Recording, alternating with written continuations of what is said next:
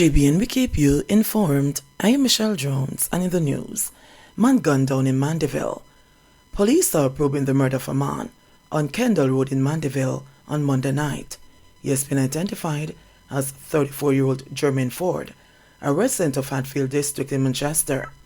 Reports are that about 7 p.m., residents heard loud explosions. The police were called to Kendall Road, where Ford was seen lying on the roadway in a pool of blood, suffering from multiple gunshot wounds. He was taken to hospital, where he was pronounced dead. A motive has not yet been established for the murder. American real estate investor shot dead in St. Ann. The police in St. Ann are probing the killing of a United States citizen who was shot dead by a gunman in Shaw Park, Orchard in the parish, on Monday evening. The man, identified as Philip Bradley Crane, a 53-year-old real estate investor, was from Garland, Texas, and of Villa Barabee, Shaw Park in the parish. It was reported that about 4:30 p.m., Crane was at the residence when two men armed with handguns entered the home and demanded money. Police said the gunmen's demands were not met, and they opened fire on the now deceased, killing him on the spot.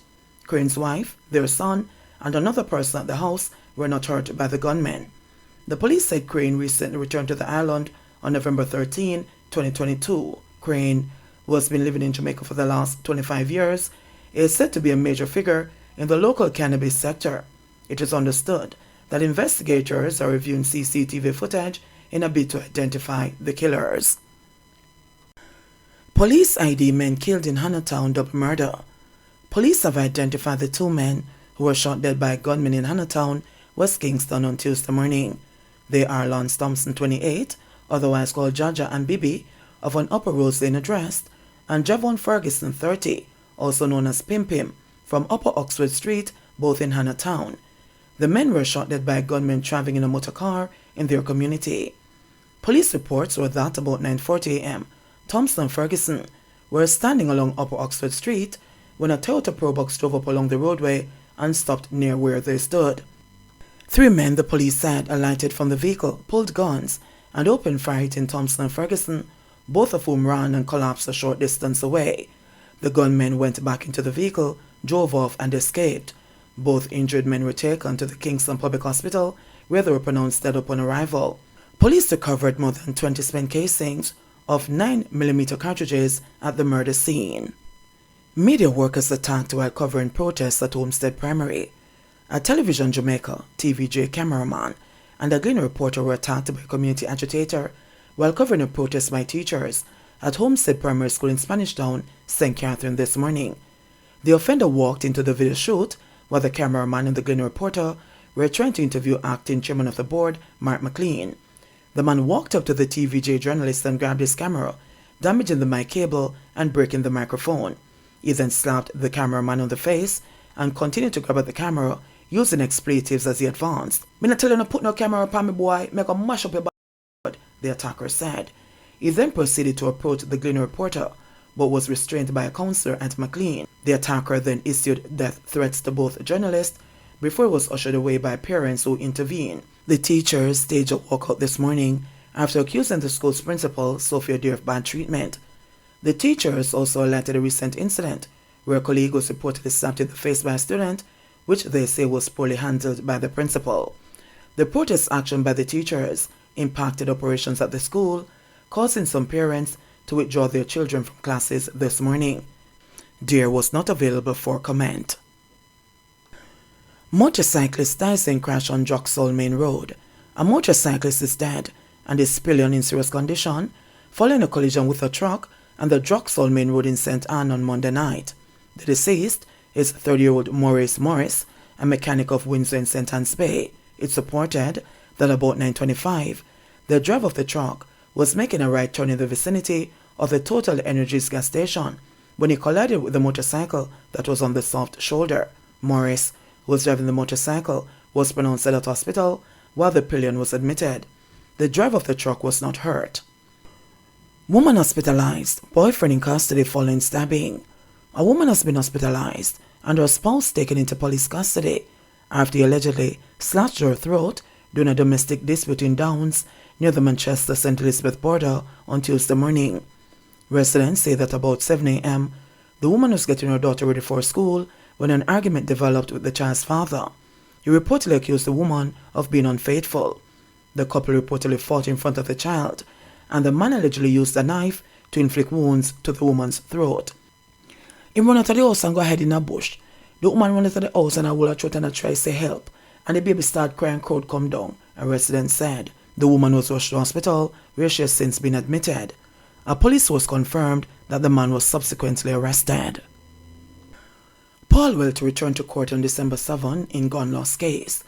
Member of Parliament for Kingston Eastern and Port Royal, Philip Paulwell, appeared in the Kingston and St. Andrew Parish Court on Tuesday in relation to the criminal negligence charge laid against him after he reported that his licensed firearm was stolen out of his vehicle. When the matter was called up before Senior Parish Judge Lauren Cole Montague, it was revealed that a particular report was outstanding. This prompted the judge to order Paulwell to return to court on December 7 when the case will be mentioned. According to Paulwell, sometime in July, his firearm was stolen from his vehicle in Old Pasture, St. Andrew, after he made an emergency stop. Paulwell stated that he made a report to the police the following day and even provided a detailed report to the Firearm Licensing Authority. On November 14, the Director of Public Prosecutions, Paul Llewellyn, announced that Paulwell is among 5 to be charged with negligence after losing their firearms. Higgler charged after allegedly pointing gun at man in St. Catherine. A Higgler of Portsmouth, Waterford in St. Catherine has been charged with assault of common law and illegal possession of firearm stemming from an incident that occurred in his community on Tuesday, November 22. The Higgler has been identified as 29-year-old Ashton Lewis. Reports are that about 11:15 p.m., Lewis allegedly approached a group of men sitting inside a park and pointed a gun at one of them. The man reportedly ran to escape injury and reported the incident to the police. Lewis was later apprehended and charged following an interview. Transport operators told to pay up traffic tickets. Transport operators have been advised to pay their outstanding traffic tickets as they await the government's response to their call for a payment plan. Edgerton Newman, head of the Transport Operators Development Sustainable Services, made the announcement at a media briefing on Tuesday. Newman reiterated that transport operators are not seeking an amnesty or tickets to be written off, but said, given the financial strain that operators face, the implementation of a payment plan would help them remain in good standing with the law.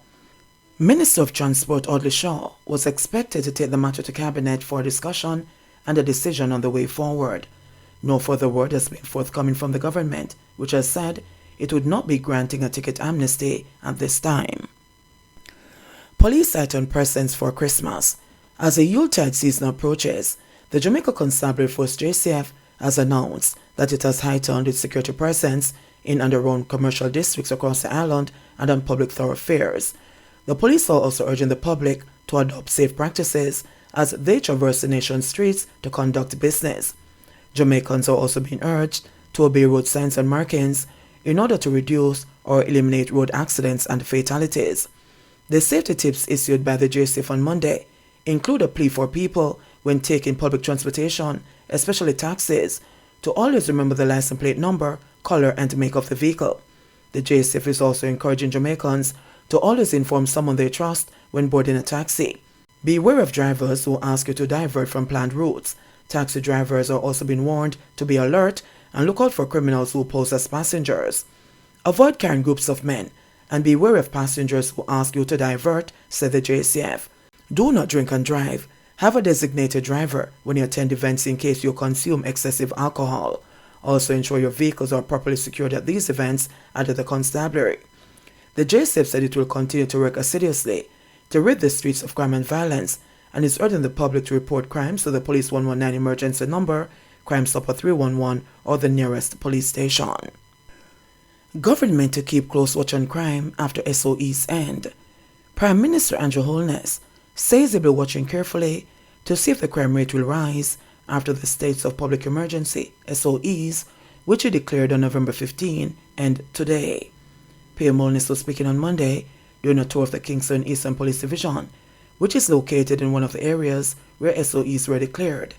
SOEs were also declared for 14 days in other sections of Kingston and St. Andrew, Westmoreland, Hanover, St. James, St. Catherine, and Clarendon. Was of the force, and what I've heard from members of the community is that the SOEs work. Yes, sir. They have saved lives. In this entire area, police division, we have only had 2 murders in the 2 weeks of the SOEs. This coming from sometimes in excess of 30 murders. And those 2 were out of the SOE zone. And those 2 murders were outside of the SOE zones. So the point of fact is that this is a tool that works. The other important, other critical point to note about the SOEs is the expansion of the force that it creates.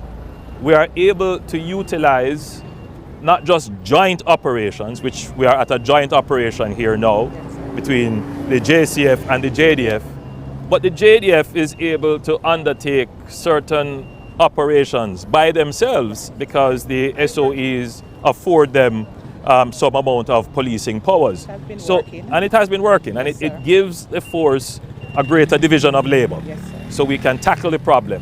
We were hoping that we would have this this advantage to take us through the Christmas season when there will be a great demand on the JCF for public order issues, traffic management, town order, you know, just ensuring that the public can go about their normal business peacefully and safely. With the expiration of the SOEs, I'm certain the Commissioner has given me his commitment, ACP Graham has given me his commitment, DCP Blake has given me his commitment, and the CDS has given me the commitment that even without the powers, that you're going to continue, you're going to redouble your efforts to keep Jamaicans safe.